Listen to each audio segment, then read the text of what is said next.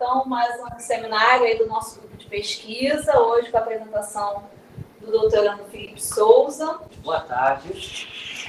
Vou apresentar hoje um artigo, e aí vou falar mais do projeto, né, porque a gente já falou na outra apresentação, então eu vou fazer as correlações durante a apresentação, mas vou focar no que o artigo apresenta.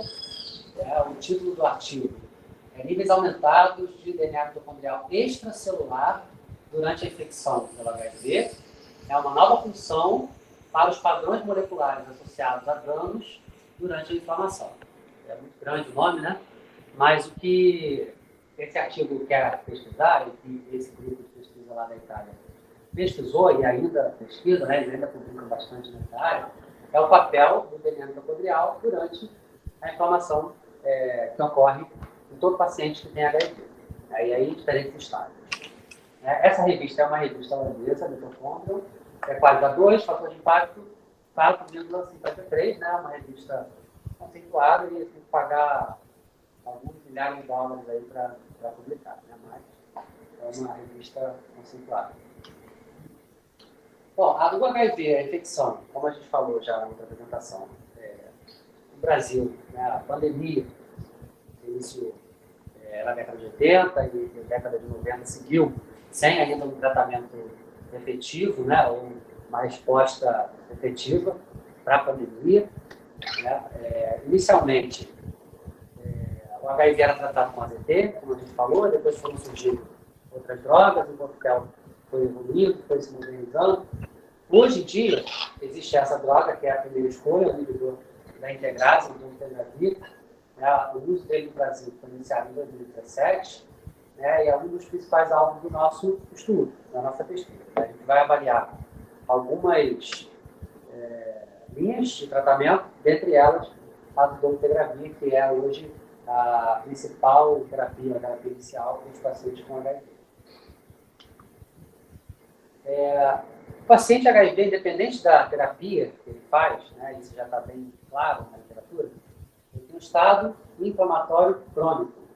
Né, alguns momentos em que ele tem uma inflamação aguda, mas ele tem um estado inflamatório crônico. O que é esse estado inflamatório crônico? O que caracteriza esse estado inflamatório crônico? Que características que ele possui? Primeiro, a própria replicação viral. A carga viral é diretamente proporcional a esse estado inflamatório. Então, pacientes com infecção aguda têm um estado inflamatório mais elevado, os marcadores inflamatórios mais altos, isso tudo é bem estabelecido. A expressão viral persistente, quando o paciente não se trata, óbvio, né? Ou quando ele se trata e há falha virológica, né? Essa expressão viral persistente, redução das células de defesa, CD4 e CD8 no nosso organismo, né? A queda da imunidade também ajuda esse estado inflamatório crônico, depois a gente vai ver o artigo que discute um pouquinho mais sobre isso. Aumento da fibrose, aumento dos linfonodos, em pacientes HIV.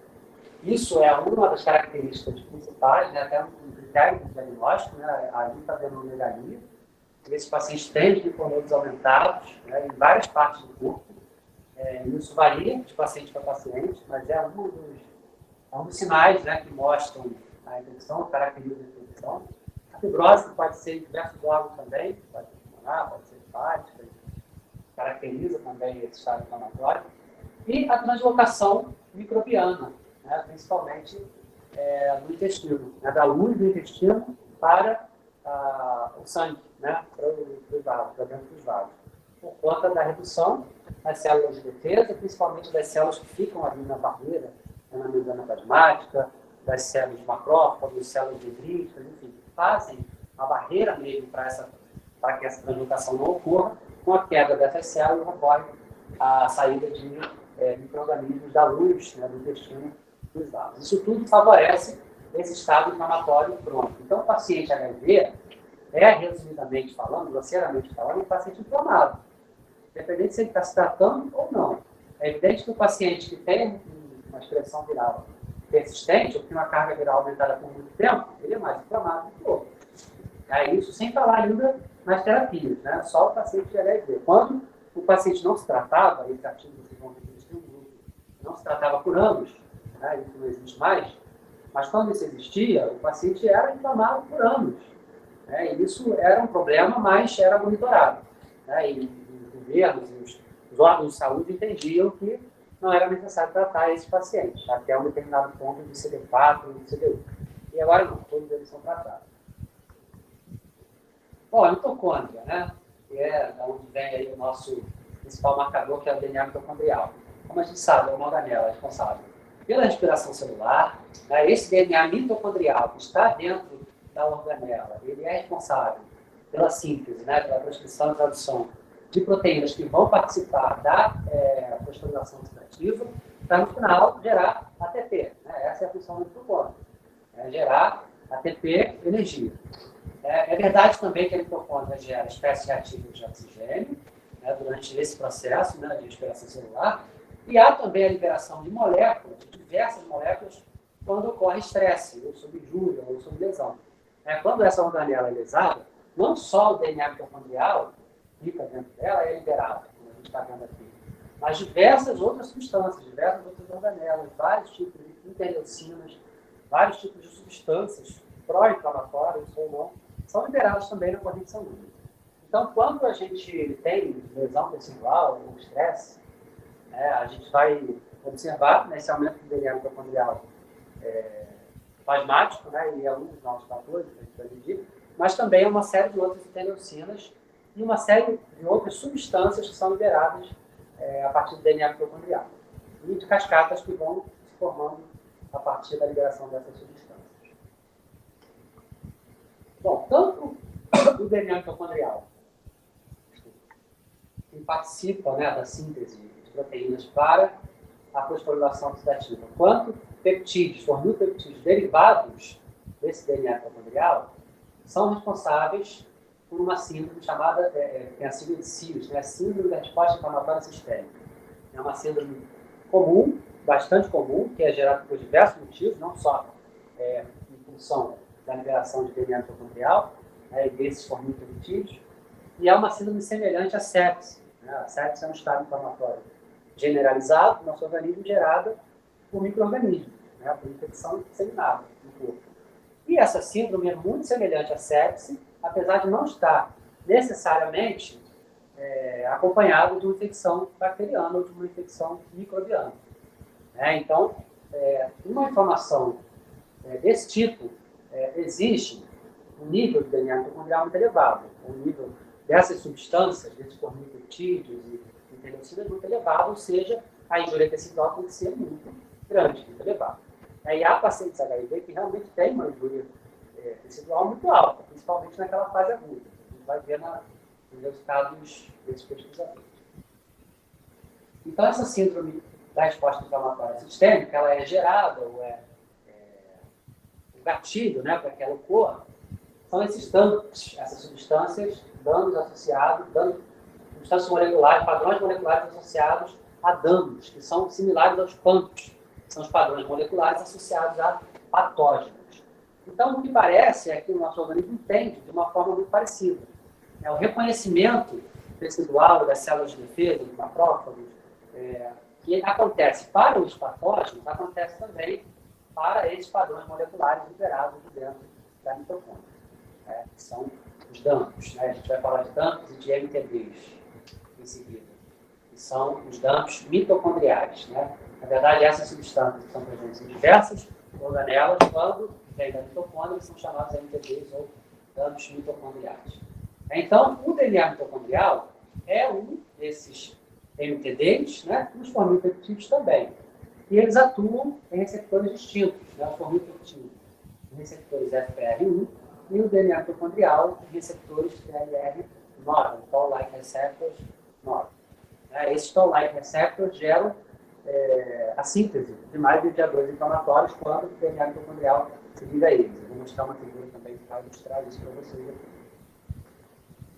Bom, então, diante dessa resposta inflamatória sistêmica, no disseminado do organismo que acontece no paciente HIV positivo, a hipótese desse estudo é a seguinte: células que sofrem injúria, por diferentes causas, podem liberar estruturas mitocondriais que desencadeiam a inflamação. É uma hipótese simples, mas que ele vai mostrar depois como ele conseguiu provar essa hipótese dele.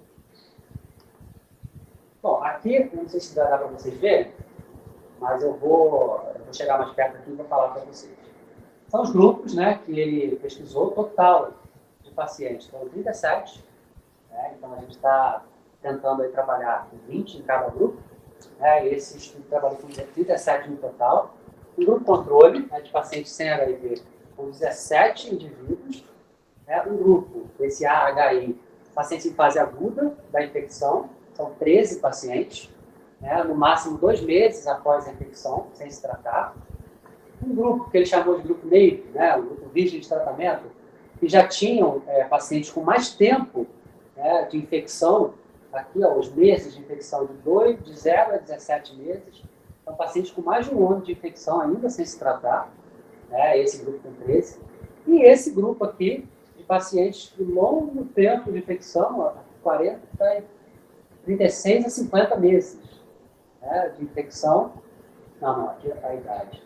44 a 264. Paciente com 264 meses de infecção sem se tratar. Aí isso não existe mais. Então, esse tipo de comparação a gente não consegue mais fazer.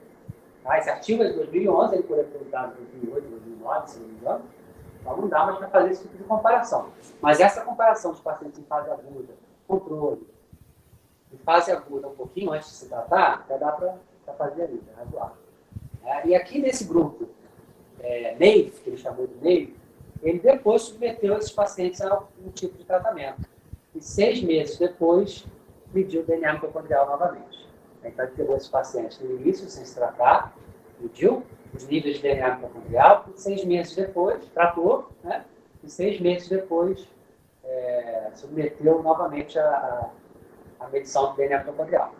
A questão é que aqui ele usou um N muito pequeno, menor ainda do que esse N de 13, né? Ele pegou 4 indivíduos usando efavirenz, se eu não me engano, não está vendo muito bem. 4 indivíduos, 4, 2, 3, 1, 2 e 1. O primeiro é tenofovir e ericitabina. Ericitabina, efavirenz. Amivudina, tenofovir. Não estou conseguindo ver muito bem. É que eu anotei aqui. Deixa eu ver aqui. Deixa eu conseguir ver no artigo. Também tem aqui também, figura. Primeiro é tenofovir, efavirenz, depois efavirenz, todos os 3 primeiros, efavirenz, fludidanozina, enfim, ele variou a terapia, né? Inibidor da protease no 4º grupo, no 5º e no 6º. Os 3 primeiros são inibidor da protease, os 3 últimos são inibidor da protease. Mas com ele de 4, 2, 3, 1, 2 e 1. Não é muito pequeno, mas ele tentou pelo menos comparar os pacientes antes da terapia e depois da terapia para ver se tem diferença no DNA. Agora eu anotei aqui, mas eu acabei me fugindo. Porque esse aqui é no máximo 2 meses depois da infecção, né? Isso, o HI. Aquele NAVE é esse quando? Aqui, ele tem uma média de 2 meses, tá vendo? Que seria mais ou menos parecido. Um tempo, né? Mas ele pegou pacientes até com 17 meses de infecção. Tá. Tá vendo? Então, o ponto de corte dele, na verdade, foi a questão de estar virgem e começar a se tratar. Aqueles ali não teriam se tratado, então? Não se trataram. No momento algum. Com 264 meses de infecção. Não, eu digo o H. Não, nenhum deles se tratou. Nenhum desses grupos se tratou. Só esse grupo aqui, após 6 meses. Não, tudo bem. Então, aqueles ali, na verdade, o HI, ele também vai ficar sem tratamento, na verdade, né? É isso que ele quer dizer. Depois ele começou, devem ter começado. Mas no período do estudo? No período do estudo, não. Não tratou. Não tratou esses pacientes aqui. E esses aqui já estão há anos sem se tratar. Né? E hoje é um problema, não existe mais. Muito bem, e aí ele comparou, né, os níveis, os marcadores desses 4 grupos. Aí eu coloquei aqui resumidamente como que ele processou, né, as amostras dele, para a gente ter uma ideia do que foi feito, né? A coleta das amostras, da mesma forma que a gente vai fazer, sangue venoso, centrifugação, tratamento das amostras, né? Obteve o plasma, centrifugou, sobrenadante, estocou menos 80 graus Celsius. A extração do DNA é um kit muito parecido com o que a gente vai fazer, né? Esse RIAN, que é a gente. A quantificação, nós também vamos fazer PCR em tempo real, né? E a análise das células T, ele fez por citometria de fluxo, e a análise do SCD14, que eu vou falar mais adiante, ele fez por ELISA. Ele não falou na introdução, mas falou na discussão sobre o SCD14. Análise estatística, as diferenças, ele usou o teste de espirro para ver a correlação entre DNA mitocondrial, carga viral e CD4, CD8, né, é a diferença entre eles. Depois fez a regressão linear com os dados do DNA mitocondrial, log, usou o PRI 4.0 e considerou o P menor que 0,05 para observar a diferença estatística. E aqui é a primeira figura, né, em que ele mostra os grupos, 4 grupos, controle, infecção aguda, aquele grupo negro, e os pacientes com muito tempo de infecção. E a diferença estatística que existe entre o grupo controle e o grupo de infecção aguda, e o grupo controle e o grupo de paciente negro. Muito parecido, porque na verdade são grupos muito parecidos. Né? Aqui ele tem pacientes com mais tempo de tratamento, um pouco, alguns, aqui com no máximo 2 meses. Mais tempo de infecção, você diz. Tempo de infecção, tratamento não. E aqui pacientes há muito tempo com a infecção.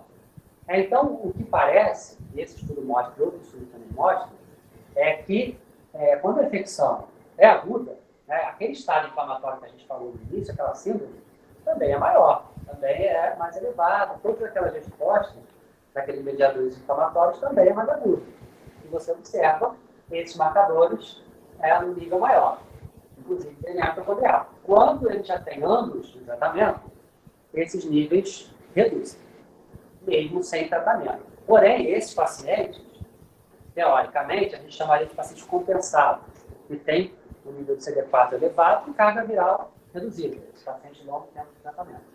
Apesar de não se tratarem, eles não são pacientes com sistema imunológico tão debilitado.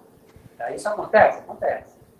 Agora, a gente precisa ver também a questão dos polimorfismos. Né? Esse vírus, por exemplo, das variáveis, das variantes do vírus. Esse vírus era um vírus que existia lá onde ele fez esse estudo, na Itália, em 2008, 2009.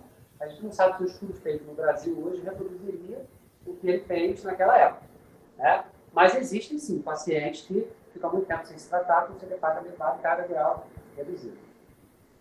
Então, a diferença dos pacientes com infecção aguda, como ele profetizou, e aqui, um B mostrando a diferença desses pacientes do grupo negro antes e depois dos 6 meses de tratamento, ele não observou diferença significativa. Né? O P0,24 não teve diferença. Apesar de ele ter feito um N pequeno, enfim, poucas terapias. Bom, e aí começou a levantar algumas questões sobre o comportamento, né, do DNA mitocondrial, desses mediadores inflamatórios, principalmente indivíduos que não têm infecção. Há muitos indivíduos que possuem níveis altos de DNA mitocondrial, e há estudos que mostram que conforme quanto mais velhos, quanto mais idosos são os pacientes, maior é o estado inflamatório, e aí tem muitos artigos falando do inflammation, né, da inflamação, pacientes idosos, e aí os níveis de DNA mitocondrial também aumentam com o avanço da idade, então isso pode ser um fator de confundimento, daí os nossos grupos terem que ser homogêneos com relação à idade, principalmente, já que a gente vai pegar pacientes acima de 50 anos, a gente precisa ter grupos mais homogêneos possíveis, né? E que tipo de mecanismos que estão envolvidos no controle ou contraste da capacidade pró-inflamatória do DNA mitocondrial. O que pode bloquear essa ação, o que pode reduzir? Ele mostrou lá no início que o DNA mitocondrial atua em receptores TLR9. Então, será que o uso de drogas que bloqueiam esse receptor reduziriam essa ação do DNA mitocondrial? Ou o uso de drogas que reduzam a própria concentração plasmática do DNA mitocondrial? O tipo de substância que pode modular essa ação pró-inflamatória? Né? Associação da infecção com a idade, como eu falei, e o limiar para a produção de citocinas pró-inflamatórias. Eu vou mostrar uma figura mais à frente a ação do DNA mitocondrial e lipopolissacarídeos gerando mediadores inflamatórios. Mas, assim, que concentração, não há estudos que mostram que concentração ou que níveis de DNA mitocondrial são capazes de produzir uma resposta inflamatória clínica, por exemplo, ou uma resposta inflamatória que possa gerar problemas para o paciente, ou que possa modificar uma terapia, ou que possa gerar um quadro semelhante a sepsis, como ele falou no início. Então, muitas respostas envolvendo o DNA mitocondrial que até hoje, pelo que a gente tem buscado, ainda não foram respondidas completamente. E aí a segunda figura que mostra os níveis de a carga viral, aqui o CD4 e CD4 e CD8. CD8. né, a carga viral, CD4 e CD8 em função do DNA mitocondrial. Então, ele mostra, no primeiro gráfico, a carga viral e os níveis de DNA mitocondrial aumentando. Uma curva claramente ascendente com um P estatisticamente significativo. Então, quanto maior a carga viral, teoricamente maior os níveis de DNA mitocondrial. Quando a gente vai ver o CD4 e CD8, não houve essa diferença. Então, a gente consegue concluir que não houve essa diferença. Então, o DNA mitocondrial se relaciona sim com a carga viral, com o aumento da carga viral, com os pacientes em fase aguda, como eu já tinha visto, tem o DNA mitocondrial aumentado, porém, os níveis de CD4 e de CD8 não guardam relação com o DNA mitocondrial. Então, parece que as células de defesa, o aumento ou a redução das células de defesa, não guardam relação com a variação do DNA mitocondrial, por esse estudo, né? E aqui a gente vê os níveis de CD14, né, e outro ali. Os níveis de CD14, eu vou falar mais à frente o que é o CD14, para a gente olhar na figura. E os grupos, né? Controle, pacientes com infecção aguda nele e a longo tempo, de longo tempo. Somente no grupo de fase aguda houve um aumento significativo do CD14. Com relação a CD4 e CD8 também não houve diferença.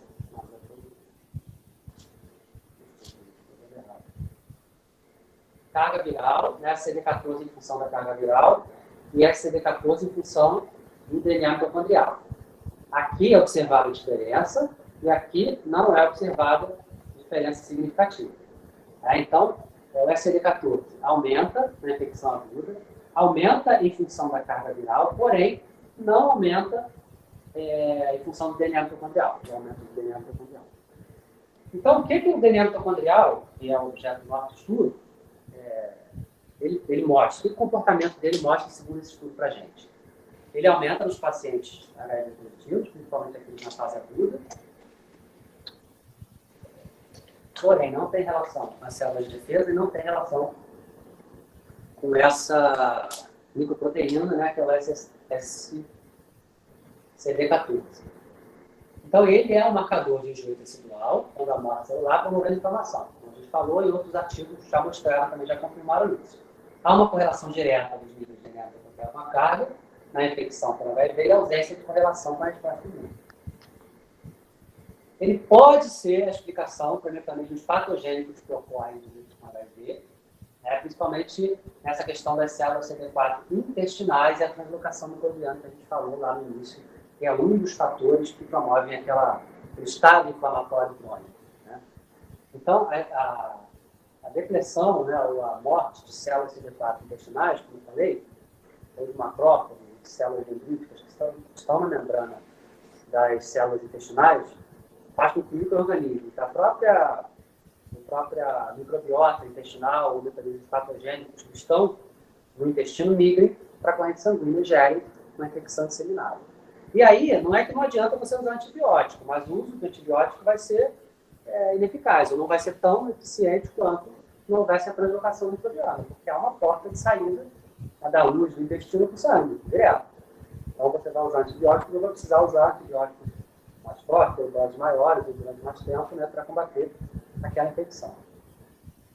Então, danos nas glucosas, translocação, altos níveis de LPS, lipopolissacarídeos, né, da membrana de micro-organismos, e CD14 no plasma. Bom, então, aqui a figura da translocação microbiana, como eu falei para vocês, né, as células T e B, né, as células de defesa que estão no intestino, e aí a saída dos micro-organismos para a luz, né, para o vaso, por conta da quebra, né, ou da lise dessa barreira celular. Isso tudo é gerado por esse estado inflamatório crônico, não necessariamente pelos níveis de DNA mitocondrial. Como a gente viu, não há correlação entre os níveis de CD4, CD8 e DNA mitocondrial, mas por esse estado inflamatório que acontece na HIV.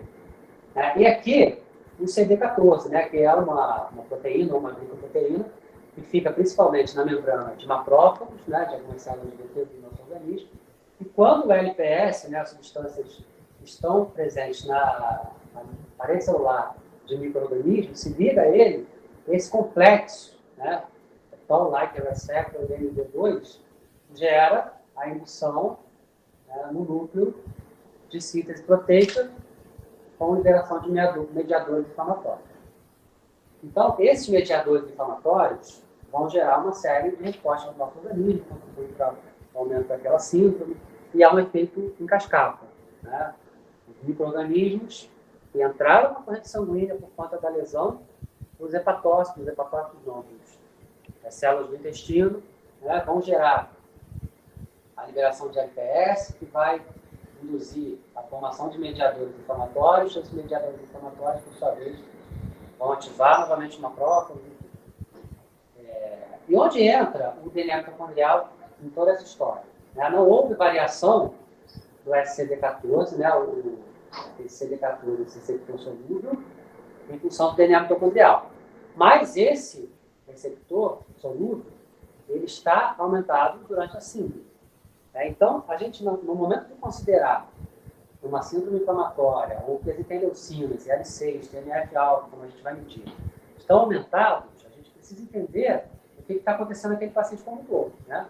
Não só porque os níveis de DNA mitocondrial estão aumentados, mas também por outras coisas que estão acontecendo naquele paciente, no organismo daquele paciente. E é por isso que é tão importante a gente ter o grupo controle, o grupo de pacientes que não tem HIV. E daí a gente vai poder comparar se os pacientes estão inflamados, se essas substâncias estão aumentadas em função da síndrome com a terapia X, em função da síndrome com a terapia Y, ou se é o grupo controle, não tem inflamação nenhuma. Então, já tem algum tipo de inflamação em pacientes idosos, por exemplo, acima de 50 anos, mesmo no grupo controle. Então, todas essas comparações a gente vai precisar fazer, e a gente precisa conhecer todo esse esboço de mediadores inflamatórios para não fazer uma correlação equivocada ou até antecipada, né, do aumento do DNA mitocondrial em função de algum outro mediador. Bom, então, como eu falei para vocês, ele é eficaz em antibióticos nas alterações da parede intestinal, por conta daquela translocação que está ocorrendo, e o círculo vicioso, dano às células de memória intestinais pelo HIV, liberação dos danos mitocondriais, atividade de nefrófilos, macrófagos, danos a outras células pelos mediadores inflamatórios gerados, a liberação de novos danos, um círculo que não se encerra em pouco tempo, né? Principalmente durante a fase aguda da infecção. Então, o DNA mitocondrial se mostra um possível responsável pela ativação persistente do sistema imunológico, por conta da indução da liberação dos mediadores inflamatórios e da depressão da CD4 e CD8. Então, na discussão, e já partindo para a conclusão, o que esse estudo mostra? É possível fazer a identificação de novos biomarcadores a partir da função dos MTBs, não só do DNA mitocondrial, mas ele falou também no artigo sobre os fosfolipeptídeos e a ação deles em receptores distintos do DNA mitocondrial. Novas estratégias terapêuticas, como a gente citou, e aí existem já algumas substâncias que atuam nesses receptores nos quais o DNA mitocondrial se liga, né? Cloroquina, hidroxicloroquina, quinaprina. As cloroquinas, né, já são utilizadas para doenças reumatóides, doenças autoimunes, né, já há algum tempo. E tem essa relação do bloqueio desse tipo de receptor por essas substâncias. Então, elas são possíveis candidatos aí à redução desse efeito do DNA mitocondrial. E o mecanismo seria a inibição da síntese do interferon alfa ou ativação das células CD8. Mas tudo isso aqui, todas essas hipóteses, possibilidades, de redução ou de modulação, né, da atividade do DNA mitocondrial ainda é incipiente na literatura. Ainda há poucos dados sobre isso. Ainda se está estudando o aumento do DNA mitocondrial, como que esse aumento afeta o nosso organismo, a resposta inflamatória gerada por esse aumento, onde que ele age, de que forma ele está aumentado, em função de quais fatores, em função de que drogas, muito mais do que como bloquear a ação desse mediador. Ainda não é estabelecido na literatura o DNA mitocondrial como um marcador inflamatório, tanto que não se faz a análise laboratorial de rotina, por exemplo, do DNA mitocondrial. Então, ele ainda não é estabelecido como mediador inflamatório de uma doença específica, por exemplo. Apesar de saber que ele está aumentado no câncer, está aumentado insuficiência renal, doenças cardiovasculares, vários tipos de patologias. Então, ele é uma importante substância ainda em estudo e que pode, no futuro, tornar um marcador até nível clínico, né, para medir o estado inflamatório dos pacientes. Bom, identificação de novos biomarcadores, já falei isso mais, né? É isso. Obrigado. Também. Também atenção. Tem várias coisas que eu queria discutir, mas primeiro abri para Sara, Natan, Tamires, Mari. Natan tá doidinho para falar, tô vendo que ele tá doidinho para falar, para perguntar. Você falou que as pessoas têm uma informação normal do corpo, correto? E com o avanço da idade, essa informação tende a aumentar. Sim. E pessoas com HIV já têm essa informação de uma forma crônica ou aguda. Essa informação também torna propenso o desenvolvimento de outras doenças crônicas, tipo diabetes? Sim, com certeza. Né? O estado inflamatório aumentado pode gerar e contribuir, né, para uma série de outras patologias. É daí a nossa preocupação de não incluir esses pacientes de cara, né? Pacientes com diabetes, pacientes com síndrome metabólica, pacientes obesos, pacientes com outro tipo de doenças reumatórias, enfim, todas as doenças que têm estado inflamatório aumentado, a gente não quer incluir agora, apesar da gente estar registrando. Está colocando lá, né? Mas a gente quer, o ideal para a gente é que a gente não fiz isso para não ter confundimento. Para que o DNA mitocondrial que a gente meça, né, e as interleucinas que a gente meça, seja em função do HIV e do tratamento. Né? Consiga tirar conclusões mais limpas, digamos assim. Eu queria uma dúvida no grupo NEI.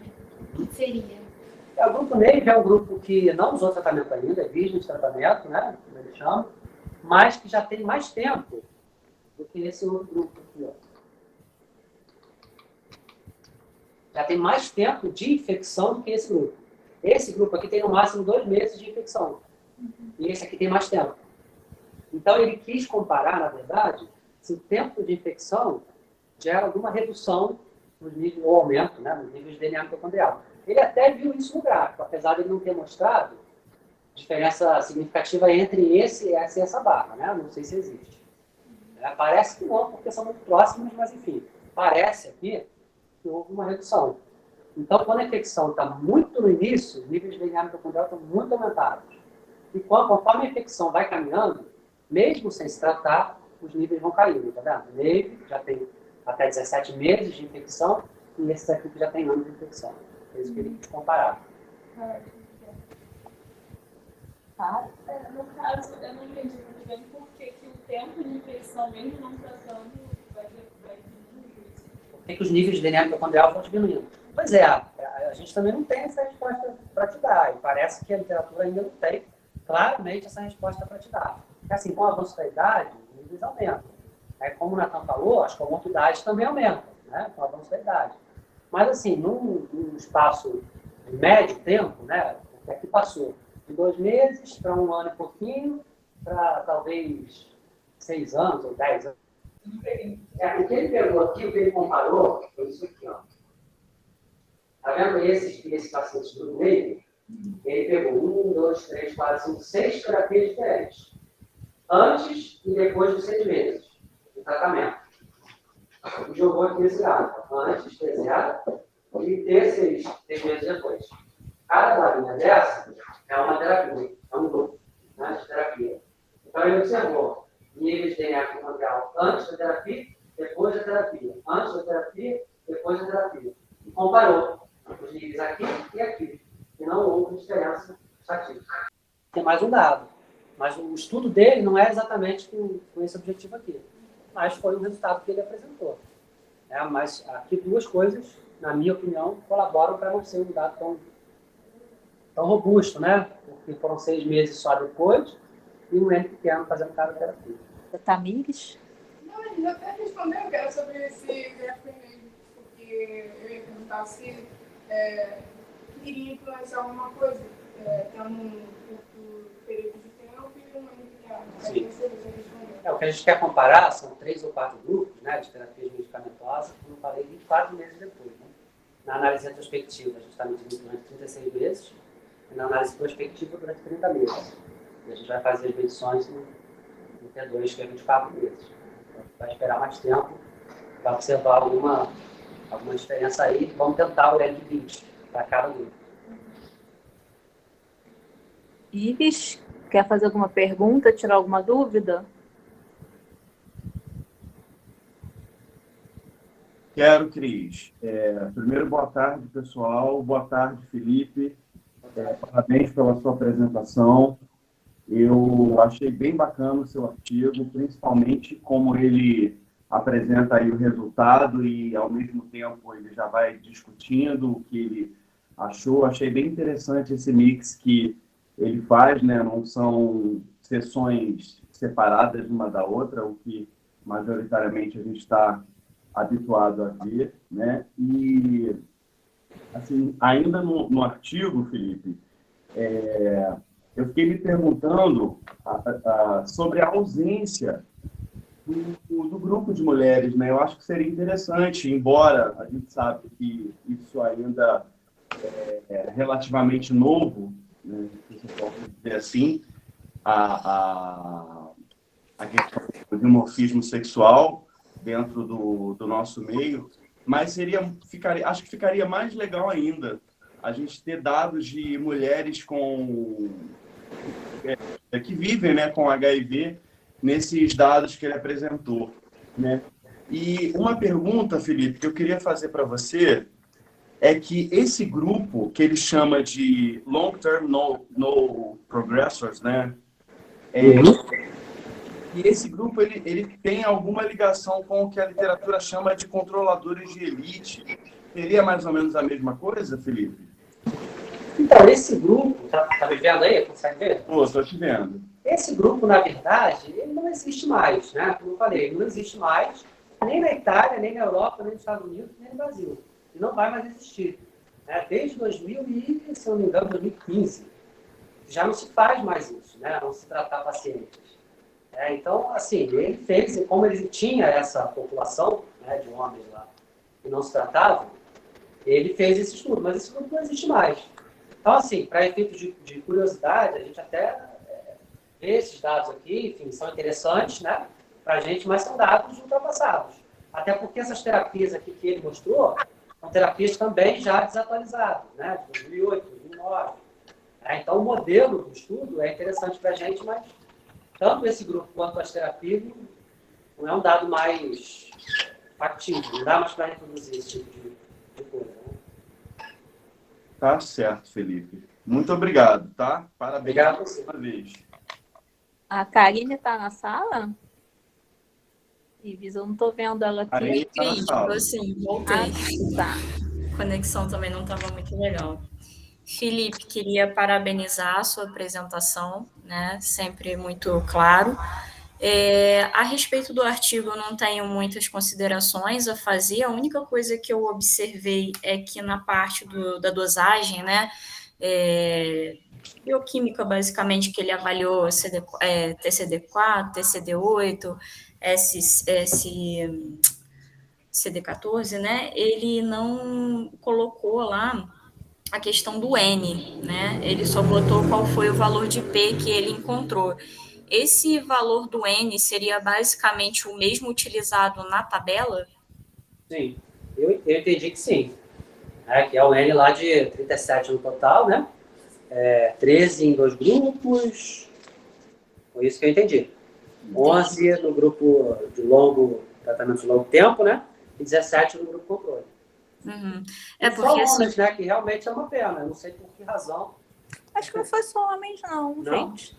Acho que aquele quis dizer, é muito comum se reportarem assim.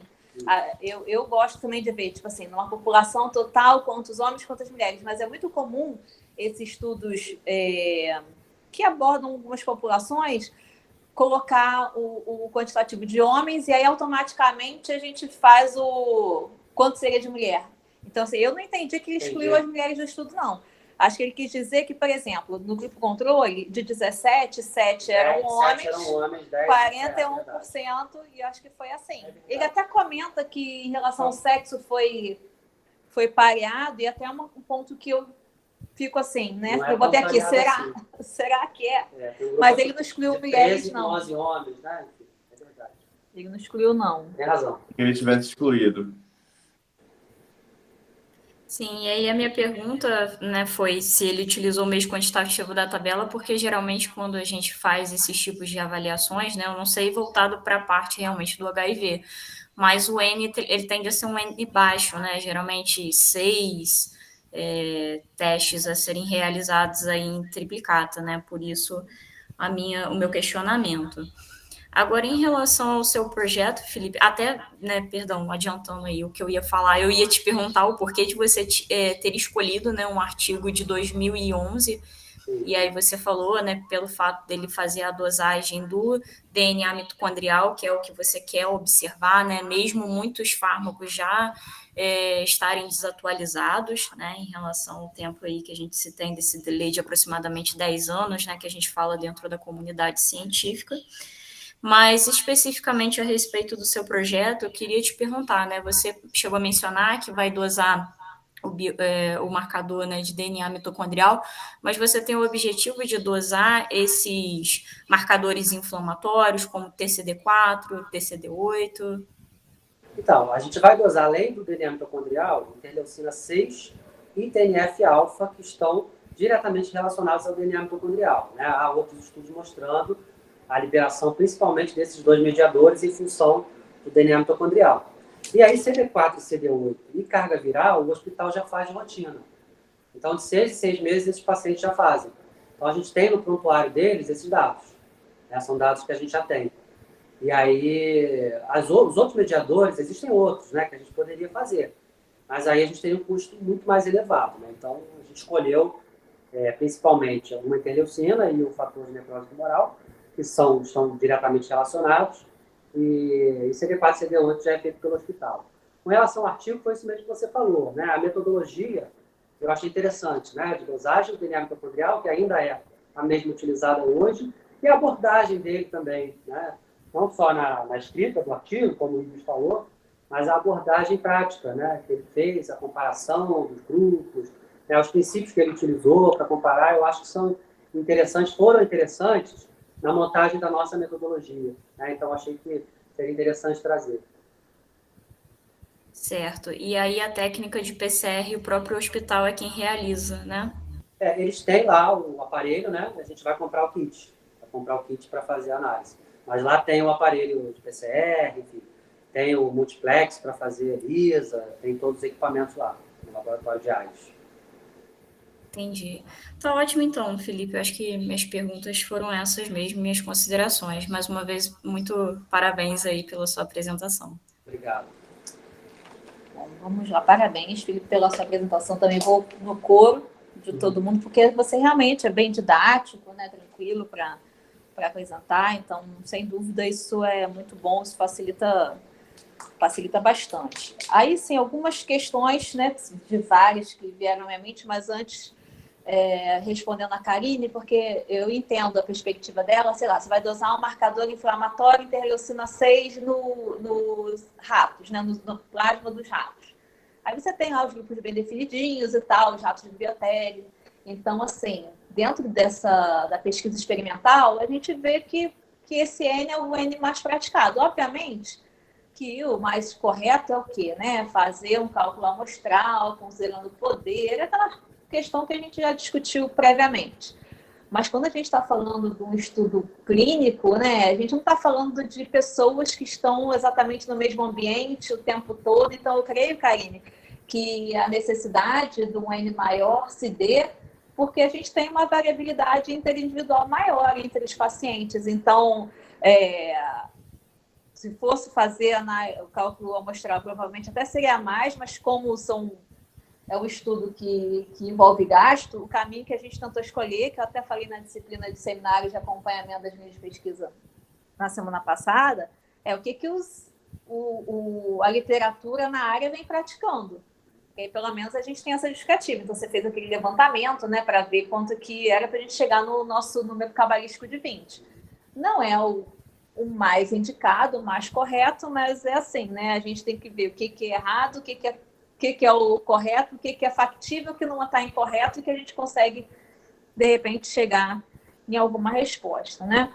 Mas, assim, repassando os resultados dele, né, primeiro, acho que ele foi vago em relação à análise estatística dele.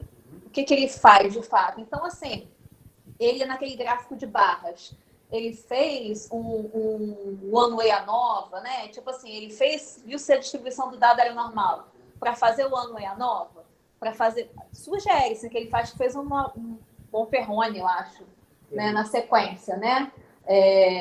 Então, mas ele não fala sobre isso, né? E se a distribuição não for normal, você tem um outro caminho. Então, achei que ficou faltando ele ser mais claro em relação a isso. E no teste de Spearman, o que eu achei curioso é ele não apresentar o coeficiente de correlação e sim o valor de P. Assim, como é que ele chegou nesse valor de P? Também acho que ficou vago. Ele podia mostrar entre os grupos, né? Isso. Essa era uma outra coisa que eu ia falar. O quanto não pode estar enviesado, porque você tem grupos muito heterogêneos. Né? Porque olhando essa tabela aqui, ele diz que os grupos foram pareados em relação à idade e o sexo.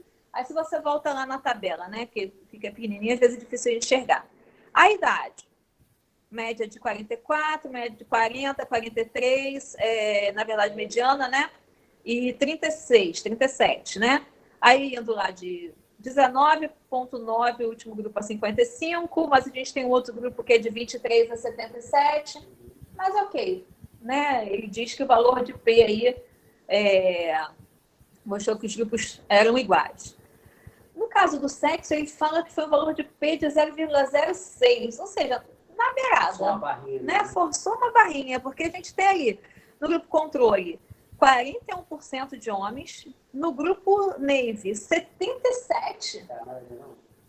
Aí no outro, 54%, e no outro, 84%, e ele vai falar que... E esse aqui, teoricamente, é o grupo mais importante, né? Então, assim, eu não acho que... Então, assim, eu acho que já tem um viés aí, né? E aí, quando vai pro que ele define os grupos, né? Então, aquele que é controle não tem HIV, aí os que têm HIV. Pô, aí ele pega esse grupo Navy, aquilo é o quê? 0,05 meses a 17,8? É muito tempo. Então, assim, se a gente viu que o DNA mitocondrial tende a diminuir, né, com o tempo, ele está vendo um número que pode ser menor para esse grupo, mas porque ele está com uma janela de acompanhamento a mediana é muito grande, né? A mediana é de 2, mas, pô, será que se ele fizesse análise estatística ia dar ali diferente, né? Aí tem aquele grupo que vai até 20 anos, tudo bem, ele quer caracterizar como de longo prazo sem progressão, sem tratamento, sem progressão. Ok, mas esse grupo Navy e esse grupo que é infecção aguda, né? Um meio que está contido no outro. Desses 13, veja, um N igual 13. Quantos desses 13 grupo Navy estão com 17,8, outro 0,05? Então, assim, eu acho que está muito enviesado esse estudo dele. E, sem dúvida, foi um estudo importante para nos guiar, mas eu não sei se hoje, em 2022, esse artigo passaria nessa revista com fator de impacto 4,3. Assim, eu até entendo, né, que quando você está falando de pacientes HIV, né, positivos, assim como Covid, né, a gente já comentou em outros seminários. Tudo era válido naquele momento, né, a geração de informação. Mas eu não sei se hoje em dia ele passaria. Eu acho que o que você ponderou é muito pertinente. A gente está falando aí de um estudo que foi publicado há 11 anos atrás. Então, são tratamentos que já não são mais tratamentos realizados hoje. A gente tem um grupo que, sem dúvida, ia agregar muito na informação, mas que eticamente não é mais possível, que é do paciente, né, não tratado e que tem longo prazo.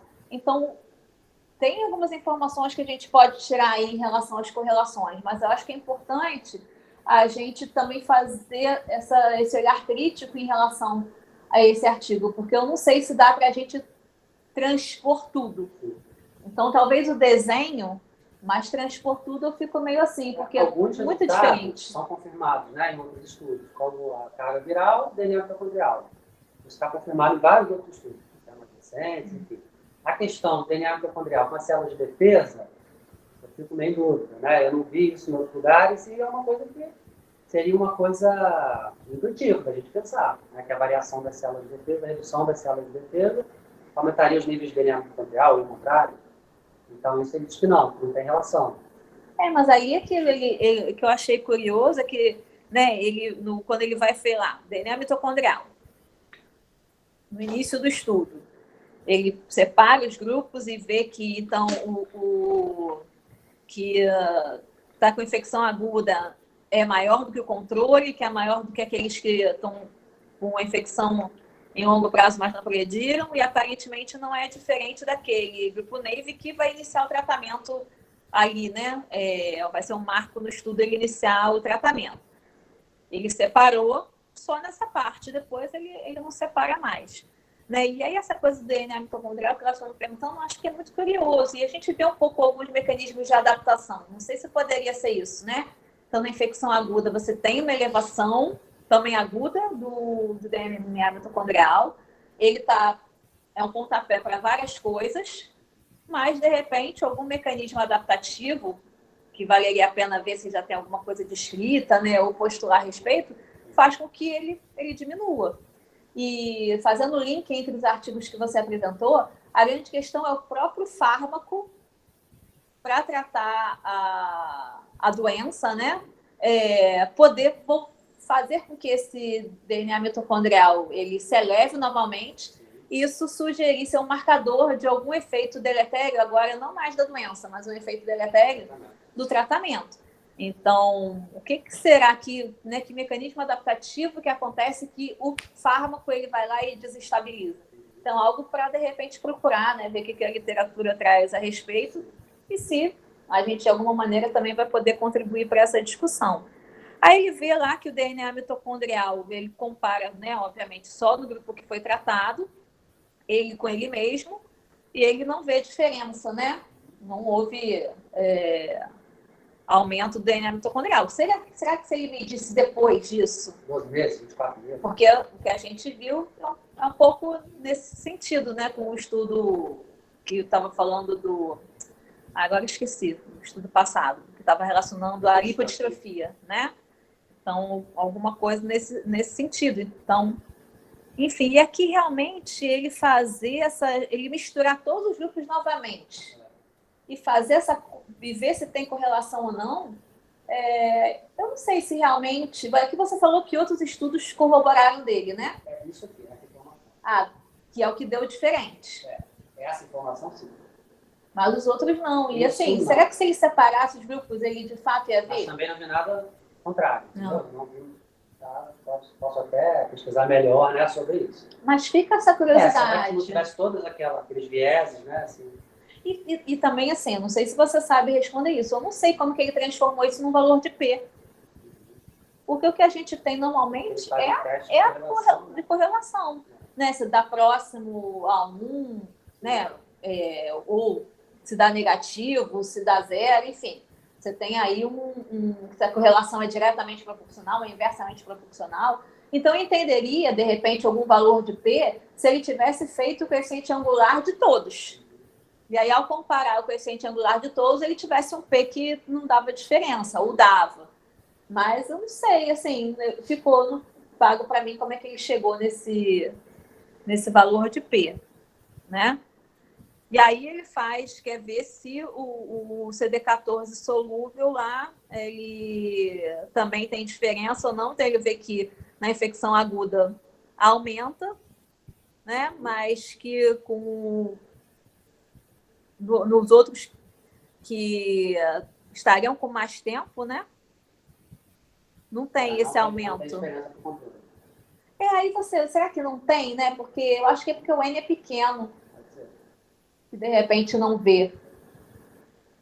Né? Então, na infecção aguda está mais proeminente, como o efeito é maior, né? Com esse baixo N, você consegue identificar a diferença estatística, mas talvez para os outros grupos também desse, se o N fosse maior. E o próprio tratamento, né? Isso, outro aquilo, outro. Então, fica difícil, né? Pode ter uma outra coisa mascarada, porque, como você explicou no outro seminário, né? aqueles que são inibidores de protease podem causar uma coisa, os que não são inibidores de protease, não, enfim.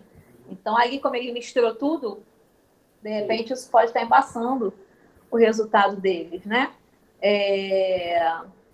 Então, acho que as principais críticas que eu tenho ao trabalho é isso, né? Ter sido muito vago em relação à análise estatística, não ter separado os grupos, né? Ter forçado uma barra de que os grupos eram homogêneos e não parece tanto assim, né? E aí, queria, de repente, que para finalizar, você tentasse deixar mais claro para todos, né? A conexão entre esse artigo que você apresentou, o anterior, que na verdade esse foi publicado antes, né, do que o anterior, e o seu projeto, para fazer mais essa... No artigo anterior, a gente falou sobre a lipodistrofia, né? Falou sobre o DNA mitocondrial, a lipodistrofia e o DNA mitocondrial como um possível marcador de lipodistrofia no futuro, né? E aí os pacientes que apresentaram aumento do DNA mitocondrial nos 4 meses tiveram lipodistrofia em 30 meses. Esse foi o principal dado do artigo anterior. Então, o DNA mitocondrial como um marcador aí de pacientes que vão apresentar lipodistrofia. E naquele artigo ele usa inibidores da protease, né? Ele imagina também no controle, então ele observa a diferença. Nesse artigo ele já fala do DNA mitocondrial como um marcador da inflamação, né? E aí ele compara as fases, né, da infecção. Naquele outro artigo foi mais ou menos a mesma fase, mas comparou a lipodistrofia, sem lipodistrofia com lipodistrofia, né, como os critérios de comparação. E nesse ele já comparou as diferentes fases da infecção e o DNA mitocondrial confirmado como um marcador de inflamação, né, e com relação direta com o aumento da carga viral. No outro estudo, como uma relação direta com a lipodistrofia. O que a gente quer ver no nosso estudo é o DNA mitocondrial, sim, como marcador da inflamação em função da infecção, talvez como marcador de lipodistrofia, e a gente vai registrar nos pontuários dos pacientes também, e vamos perguntar aos pacientes na análise prospectiva, mas muito em função também da terapia. A gente não tem, assim, estudos com N alto, que passa a análise por tanto tempo, de forma prospectiva, comparando diferentes terapias, como a gente vai fazer, e os níveis de DNA mitocondrial, e o dolutegravir principalmente, né? Todos os estudos de segurança e de eficácia do dolutegravir não há nenhuma relação dele com DNA mitocondrial, enfim, fala-se muito nos efeitos adversos da droga imediatos, né? A miocardite, tem em alguns casos, relatos na literatura, mas não a longo prazo, médio e longo prazo, em função da terapia antiretroviral, em função do DNA mitocondrial, do aumento do DNA mitocondrial e da inflamação. E aí, quais os cuidados que a gente amarrou de ter para o estudo retrospectivo e para o estudo prospectivo, né, em relação ao tempo de infecção, essas coisas todas, considerando o que a gente viu hoje? Fala um pouquinho para ele. O Natan já sabe, mas... Sim. No retrospectivo, a gente está tentando não pegar pacientes hipertensos, o que está se tornando uma coisa quase impossível, né? E pacientes que a gente pegou até agora, sei lá, 3 ou 4 não são hipertensos, uns 20 ou 30 mais ou menos, né? Mais ou menos isso. Então, assim, eu acho que no futuro a gente vai ter que rever isso, ter que trabalhar com hipertensos de alguma forma, mas, enfim. Em relação ao tempo, né? A gente está tentando, primeiro pegando todos que aparecem, né? Porque são... Como o Natan está vendo, a gente não consegue todos os pontuários que a gente quer, então a gente vai lá com uma relação de 50 pontuários e a gente acha 20. Então a gente está pegando o que a gente acha no estudo retrospectivo. Mas no prospectivo, a gente vai poder, entre aspas, escolher um pouco mais. Então a gente não quer pegar pacientes que já se tratam há muito tempo, até porque o dolutegravir é terapia inicial. Então a gente vai pegar pacientes em início de terapia, né, T0, ali, início de terapia, e os pacientes com atazanavir e darunavir, que começarem, pelo menos ali, no nosso tempo de estudo, não começaram a atazanavir e darunavir 3, 4, 5 anos atrás. A gente quer pacientes que, sei lá, vamos começar em 2023 a coletar o estudo prospectivo, pacientes que começaram a usar o atazanavir ou darunavir há pelo menos um ano, né? A gente pode até considerar o T0, mas mais que isso, é inviável porque pode acontecer o que eles analisaram, o que eles viram como resultado. um longo tempo de tratamento, e da própria infecção, da própria progressão da infecção, esses níveis caírem naturalmente. Né? Então, a gente pode perder esse time. Né? Então, a gente vai pegar no início da infecção. 12 meses, pelo menos, de infecção. Tá ótimo. Mais alguma dúvida, pessoal? Ives e Karine, tudo bem? Tudo bem, professora. Tudo certo. Bom, então, vamos encerrar por hoje. Felipe, muito obrigada. Parabéns mais uma vez.